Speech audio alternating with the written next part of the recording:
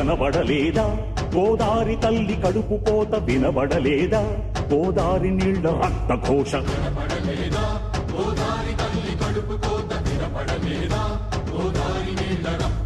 గుండె నిండ పాలున్న బిడ్డల కందించలేని తల్లి బతుకు దేనికని వీళ్ళు నింపె నీళ్లున్న సముద్రాన పడిపోయే శాపం తనకెందుకని బరువై దయ కరువై తను వెలియై బలియై ఉప్పు సాగరాలలోకి వెళ్ళలేక వెక్కి వెక్కి పడుతున్నది వృధాగా కనుమూయలేక ఆ అలల అలజడి ఆ తడియారని కంట తడి ఆ అలల అలజడి తడియారని కంట తడి కనబడలేదా